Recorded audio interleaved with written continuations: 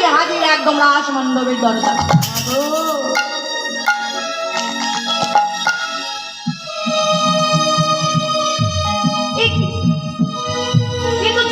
সত্যি বলেছিল, এ তো রাস মণ্ডপে সকলে গোপী, মাথায় এত বড় জটা, গলায় সাপ, পরনে বাঘের ছাল, সর্বাঙ্গে ছাই ভস্য। যদি আমি এখানে প্রবেশ করি সকলের নজরটা তো আগে আমার উপরেই আসবে। হ্যাঁ গো মা, দেখুন এখানে আমরা সকলে এমন সকলে স্বাভাবিক মানুষ, তা এর মধ্যে এমন একজন প্রবেশ করলো যার মাথায় বিশাল একখানা জটা আছে, পরনে বাঘের ছাল, সর্বাঙ্গে ছাই ভস্য, গলায় সাপ পেঁচানো। আচ্ছা সবার নজরটা কার দিকে যাবে বলুন? ওই অদ্ভুত মানুষটার দিকে আগে যাবে না? হ্যাঁ, তাই এমন করে যদি প্রবেশ করি আমি তো চিনে ফেলবি না, না এটা করা যাবে না। পেয়েছি পেয়েছি, ওই যে ঘর্ষণ বর্ষণ রসন। কৃষ্ণ প্রেমী গোপীগণ এতটা আপ্লুত যে নিজের অঙ্গের বসন ভূষণ খুলে পড়ে গেছে, সেই দিকে একটুও লক্ষ্য নেই। কি করেছে মহাদেব? ওই গোপীদের অঙ্গের বসন ভূষণ খারা নিজে পরে নিয়েছে। গোপী হতে হবে, একদিক ঢাকে তো আরেক দিকে বেরিয়ে যায়, আরেক দিক ঢাকে তো আরেক দিক বেরিয়ে যায়, কোনো মতে একটু টেনে টুনে গাটা ঢুকছে। এবার বিশাল বড় ঘোমটা দিয়ে যে না রাস চক্রে প্রবেশ করেছে, সঙ্গে সঙ্গে রাস চক্র বন্ধ হয়ে গেল। প্রভু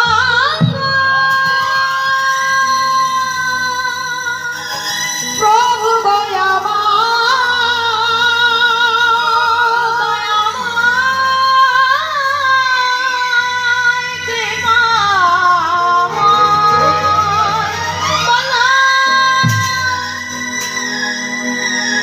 সাধনার পরে এই রাসের রস খানা আমরা আস্বাদন করতে আজ এসেছিলাম।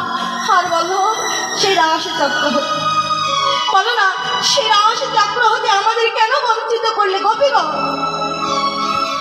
আমি বঞ্চিত করিনি, তবে রাস চক্র একাকী বন্ধ হলো কি করে? ভাগবতে শুনেছি ভগবান না চাইলে বৃক্ষের একটি পাতা পর্যন্ত নারে না, তবে তুমি না চাইলে রাস চক্র কি করে বন্ধ হয় বলো প্রভু? গোপীগণ, এই রাস চক্রের একটি নিয়ম রয়েছে।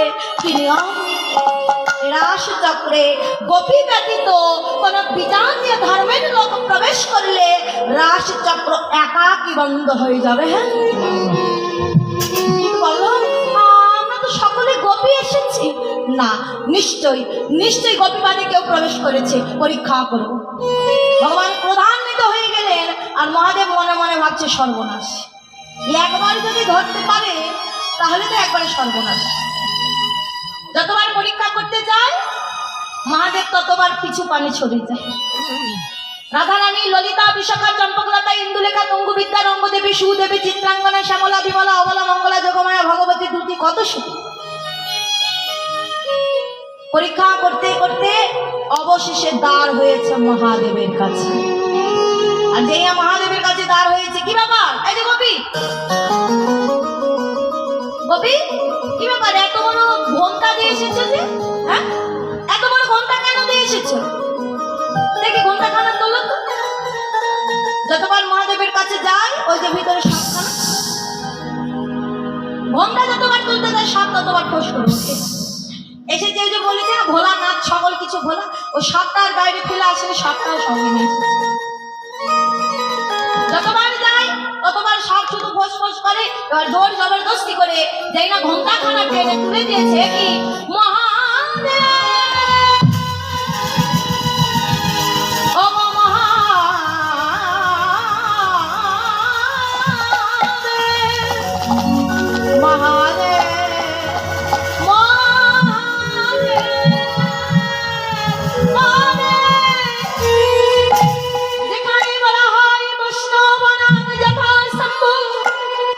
বৈষ্ণবের শিরোমণি তুমি হয়ে তুমি আমার গোপীর অন্তরে ব্যথা দিলে, তুমি আমার গোপীকে কাঁদালে।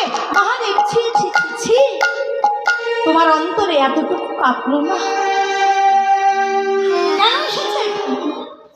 প্রভু, আমি যোগমায়ের থেকে শুনলাম তুমি নাকি রাসলীলা করো।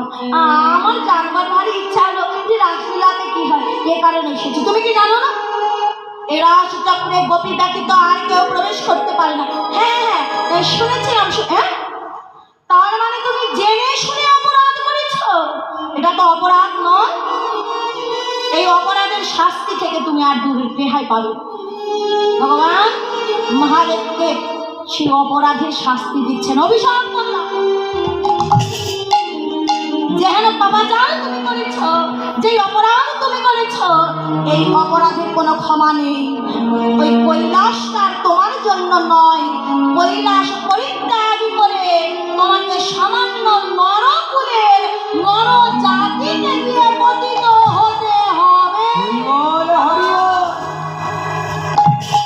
তুমি এত বড় অভিশাপটা আমায় করতে দাও?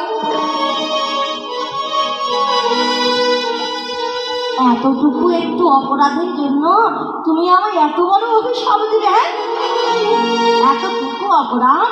মহাদেব, আমি সকল কিছু সহ্য করতে পারি, কিন্তু যে জন আমার ভক্তের অন্তরে দেখা দেয়, যে জন বৈষ্ণব অপরাধ করে, আমি যে সেই অপরাধ কোনোদিনও ক্ষমা করি না।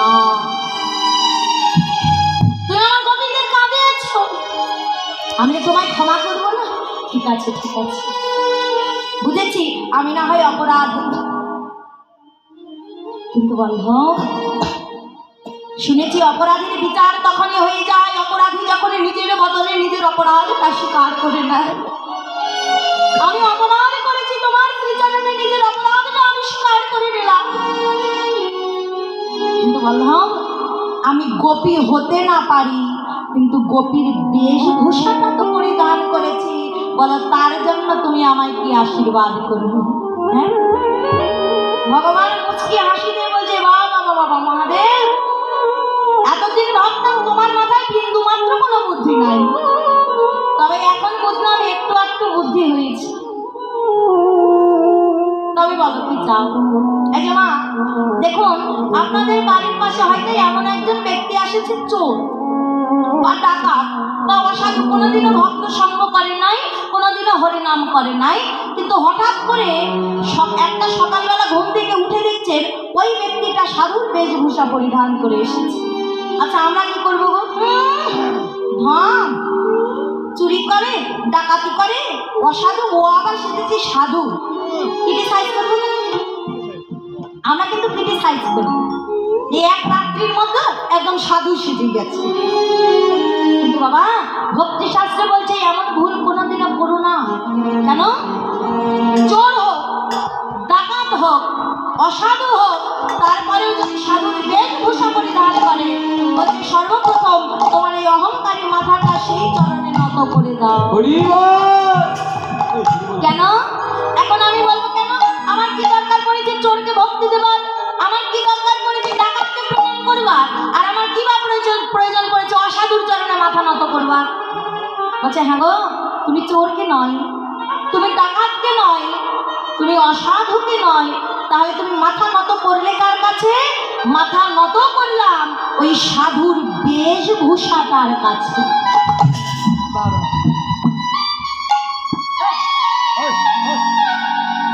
তাই বলছে আমি গোপী হতে না পারি, কিন্তু গোপীর বেশভূষা করেছি, বলো কি আশীর্বাদ করবে?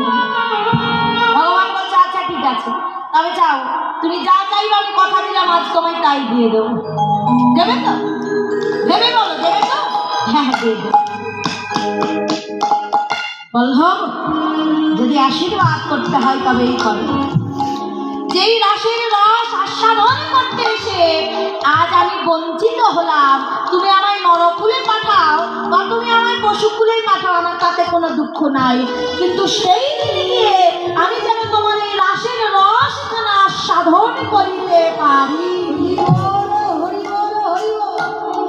অর্থাৎ ভগবান অভিশাপ করেছে।